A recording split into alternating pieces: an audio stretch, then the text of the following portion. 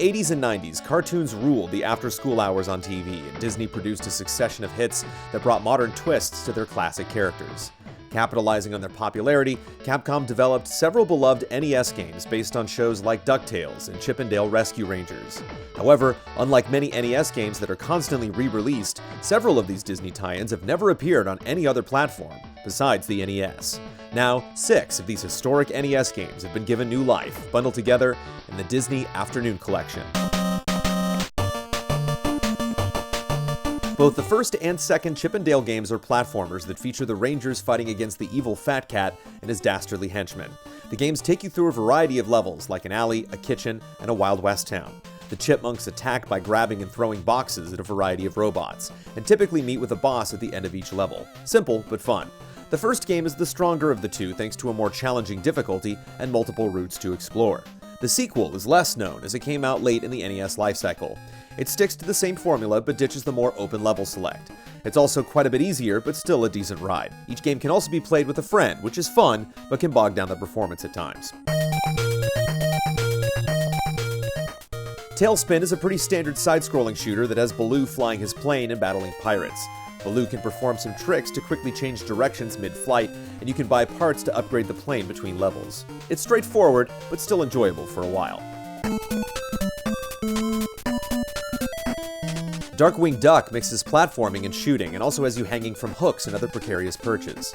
Darkwing can pick up weapon upgrades, which provides a bit of depth to the gameplay. The game can be difficult at times, especially with some very frustrating boss battles. There are brief flashes of Mega Man here and there, but Darkwing never reaches the heights of the Blue Bomber.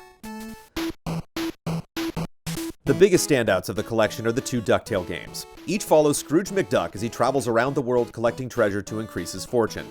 The levels can be tackled in any order, and they contain multiple routes to explore.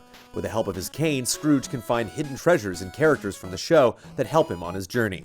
Both games are great, but the original DuckTales is an all-time classic and one of the best platformers on the NES thanks to its tight controls, excellent level design, fantastic sprite work, and marvelous soundtrack. DuckTales 2 is a much rarer and more expensive game due to its late release, and thankfully its inclusion makes this collection a far more convenient way to play.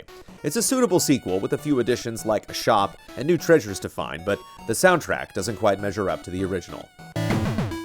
The Disney Afternoon Collection also has a few extras like the gallery, which shows off concept art and offers insightful notes on game design.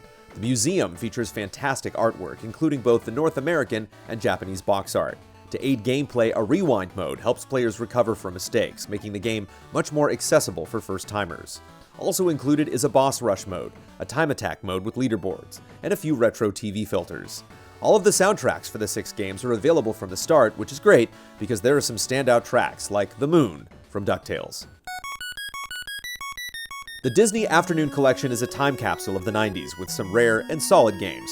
A smartly updated UI and thoughtful extras help make the transition to the modern era much smoother for new players. Though some of its games may not hold up as well, there are some must-play classics here, and the collection serves as a fantastic way to preserve this page of NES history.